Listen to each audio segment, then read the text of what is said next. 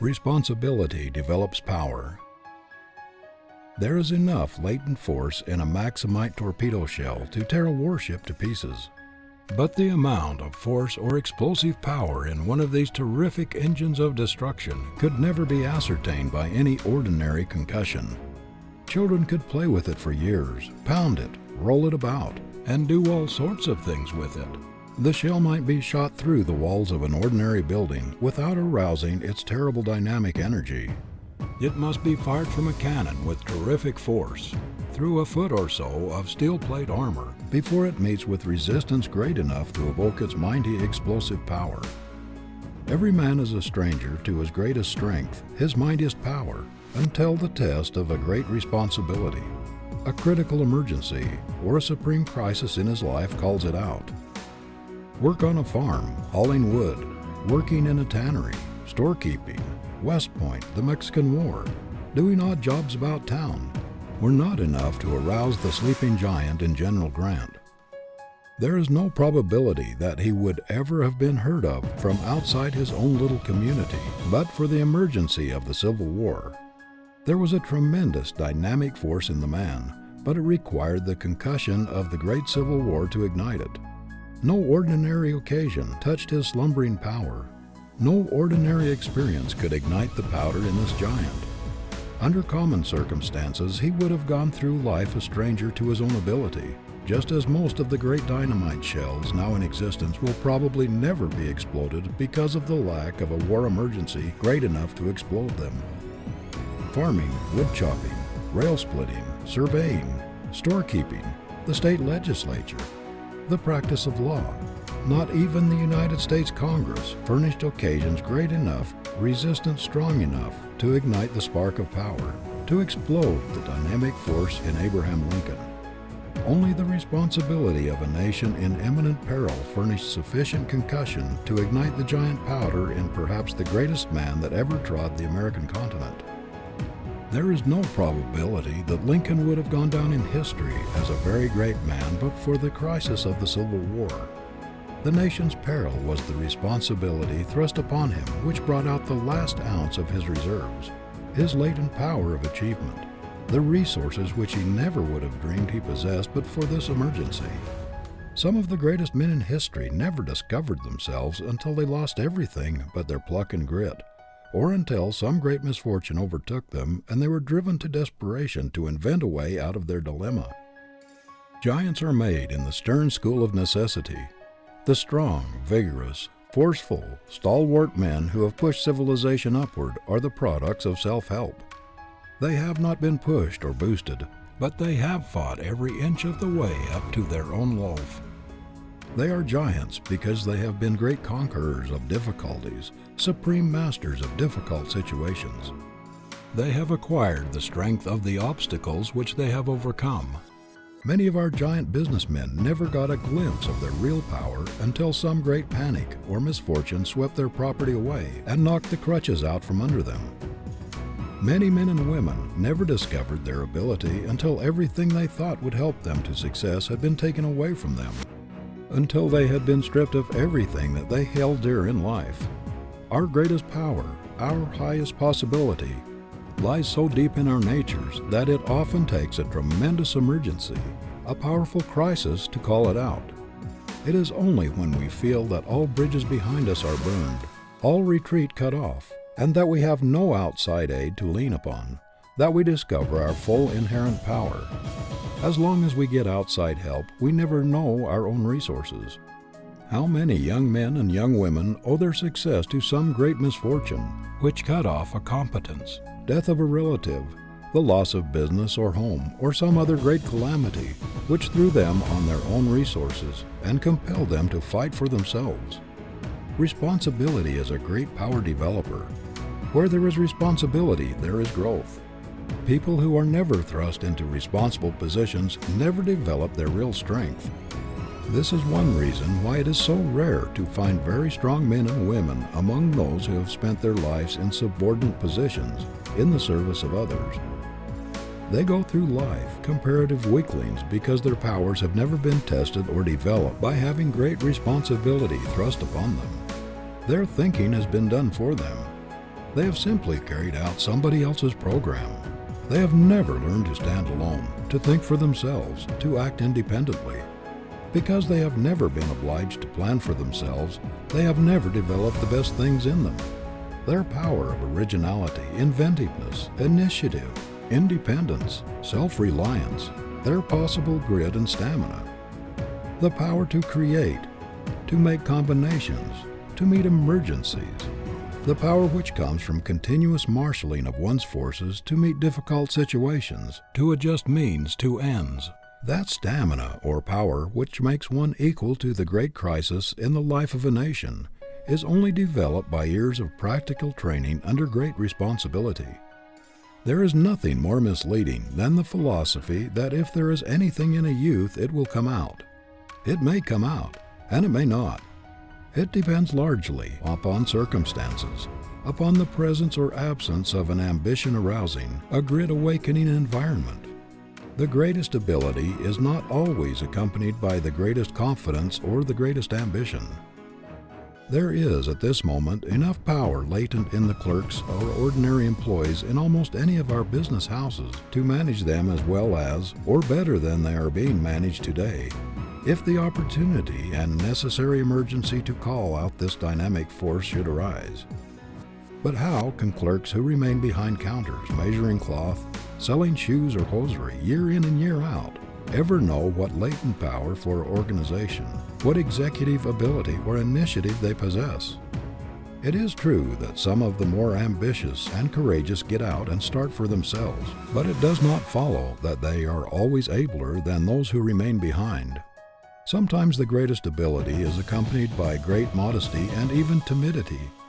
Then again, employees conscious of great ability are often deferred from taking the risk of launching out for themselves because of possible disaster to those depending upon them for daily bread. But thrust great responsibility upon a man, drive him to desperation, and the demand will bring out what there is in him. It will call out his initiative, his ingenuity, his resourcefulness, his self-reliance, his power to adjust means to ends. If there are any elements of leadership in him, responsibility will call them out. It will test his power to do things. I have in mind a young man who developed such amazing ability within 6 months from the date of a very important promotion that he surprised everybody who knew him. Even his best friends did not believe that it was in him. But the great responsibilities, the desperate situation thrust upon him brought out his reserve power, and he very quickly showed of what stuff he was made. This promotion and a little stock in the concern which had been given him aroused his ambition and called out a mighty power which before he did not dream he possessed. Tens of thousands of young men and young women today are only waiting for a chance to show themselves, waiting for an opportunity to try their wings.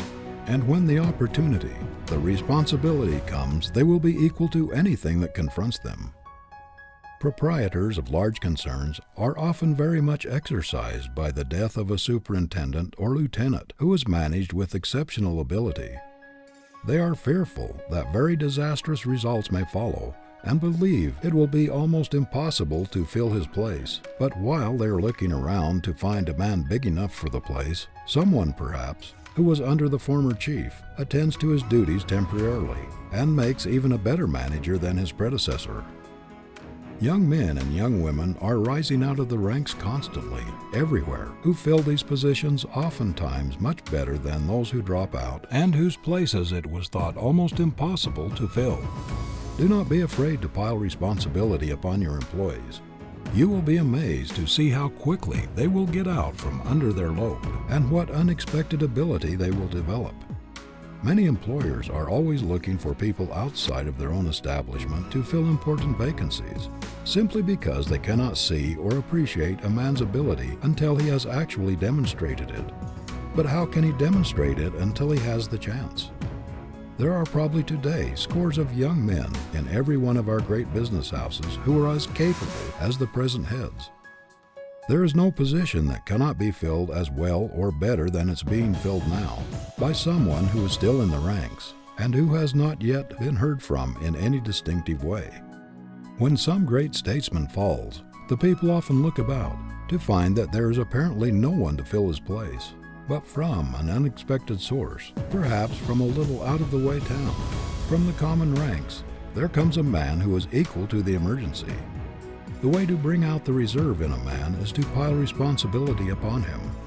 If there is anything in him, this will reveal it. Some of us never quite come to ourselves in fullness and power until driven to desperation. It is when we are shipwrecked, like Robinson Crusoe upon an island, with nothing but our own brain and hands, nothing but resources locked up deep in ourselves, that we really come to complete self-discovery. A captain never knows what is in his men until they have been tested by a gale at sea which threatens shipwreck. That there are great potencies and power possibilities within us which we may never know is proved by the tremendous forces that are aroused in ordinary people in some great crisis or emergency. The elevator boy may have never dreamed that there was anything heroic in his nature. He may never have thought there was a possibility of his rising in the world to the importance of the men whom he lifted to their offices.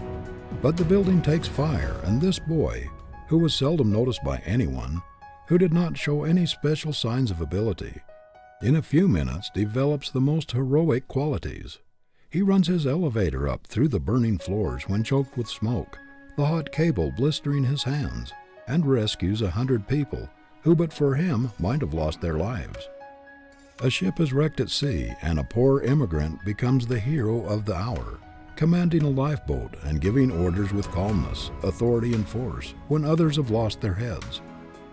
A hospital takes fire, and the delicate, timid girl invalid develops into a heroine almost instantly and does a giant's work. In fires and wrecks, in great disasters or emergencies of all kinds, are enacted deeds of daring and of sublime heroism which, before the great test came, would have been thought impossible by those who did them. No one ever knows just how much dynamic force there is in him until tested by a great emergency or a supreme crisis. Oftentimes, men reach middle life and even later before they discover themselves. Until some great emergency, loss, or sorrow has tested their timber, they cannot tell how much strain they can stand. No emergency great enough to call out their latent power ever before confronted them, and they did not themselves realize what they would be equal to until the great crisis confronted them. I've known several instances where daughters reared in luxury were suddenly thrown upon their own resources by the death of their parents and the loss of their inherited fortunes. They had not been brought up to work, did not know how to do anything useful, had no trade, and no idea how to earn a livelihood. And yet all at once they developed marvelous ability for doing things. The power was there, latent, but responsibility had not hitherto been thrust upon them. Young men suddenly forced into positions of tremendous responsibility by accident or death are often not the same men in 6 months. They have developed strong, manly qualities which no one ever dreamed they possessed. Responsibility has made men of them, and it makes women of inexperienced and untried girls who are suddenly thrust into an emergency where they are obliged to conduct a business or support a family. Many people distrust their initiative because they have not had an opportunity to exercise it. The monotonous routine of doing the same work year in and year out does not tend to develop new faculties. All the mental powers must be exercised, strengthened, before we can measure their possibilities. I know young men who believe in everybody but themselves. They seem to have no doubt about other people accomplishing what they undertake, but are always shaky about themselves. Oh, do not put me at the head of this or that. Somebody else can do it better than I. They shrink from responsibility because they lack self-faith. The only way to develop power is to resolve early in life never to let an opportunity for doing so go by. Never shrink from anything which will give you more discipline, better training, and enlarged experience. No matter how distasteful, force yourself into it. There is nothing like responsibility for developing ability. Never mind if the position is hard. Take it and make up your mind that you are going to fill it better than it was ever before filled. I once heard a man say he regretted more than anything else in his life that he had indulged his natural inclination to decline every position of responsibility offered him. He was naturally so shy that any position which attracted attention or gave him the least publicity was distasteful to him.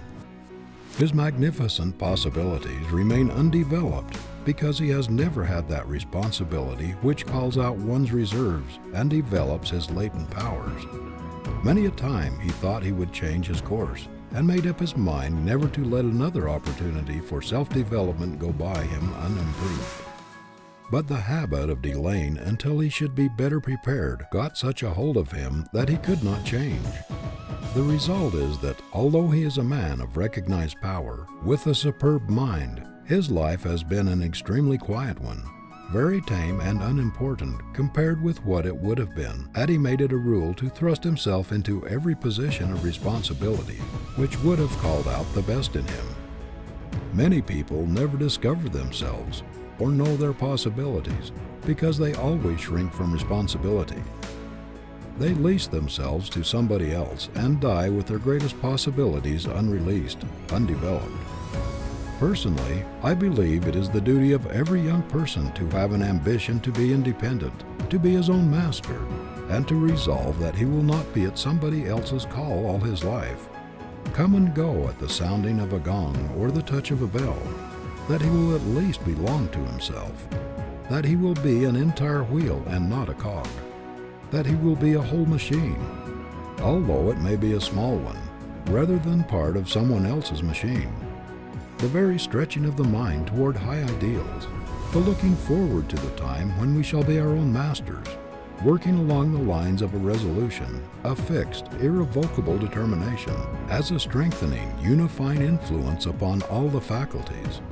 And you will be a stronger man or woman, whatever your future, if you keep steadily, persistently in your mind your own individual declaration of independence. It means freedom. It means delivery from restraint, from a certain feeling of slavery which attaches to every subordinate position. I do not believe that it is possible for anyone to reach the same magnitude of manhood or womanhood, to grow to the same statute, after giving up the struggle for absolute independence, or the hope of going into business or profession, or something else all of one's own. It is true that not every person has the executive ability or strength of mind, the qualities of leadership, the moral stamina, or the push to conduct a business successfully for himself and stand his ground. There are also many instances of young men who have others dependent upon them, and who are not in a position to take the risks of going into business for themselves. A great many, however, work for others merely because they do not dare to take the risk of starting on their own responsibility. They lack the courage to branch out. The fear of possible failure deters them. Moreover, a great many start as boys in certain occupations, work up to a fairly good salary, and though they may be ambitious to be independent, are yet held back by the distrust of their own powers and the advice of others to let well enough alone, until the habit of doing the same thing year in and year out becomes so fixed that it is very difficult to wrench themselves out of their environment. Again, a great many people prefer a small certainty to a big uncertainty. There is no disposition to hazard, no desire to take risks in their makeup. They do not want to assume large responsibilities. They prefer steady employment and the certainty that every Saturday night they will find fixed sums in their pay envelopes, to the great risks, responsibilities, and uncertainties of a business of their own. You may not have the ambition, the desire, or the inclination to take responsibility. You may prefer to have an easier life and to let somebody else worry about the payment of notes and debts, the hard times, the dull seasons, and the panics.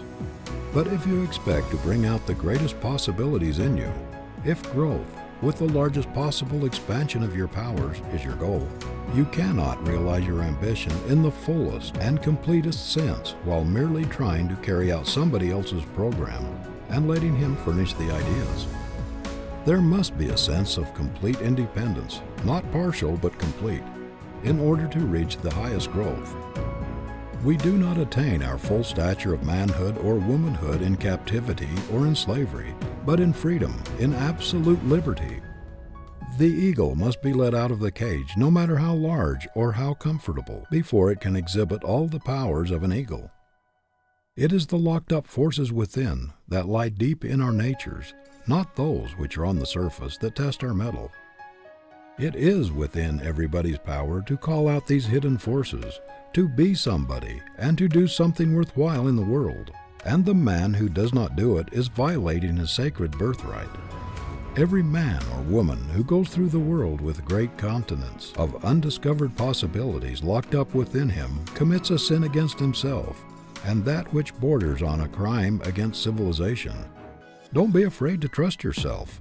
Have faith in your own ability to think along original lines. If there is anything in you, self-reliance will bring it out. Whatever you do, cultivate a spirit of manly independence in doing it. Let your work express yourself. Don't be a mere cog in a machine.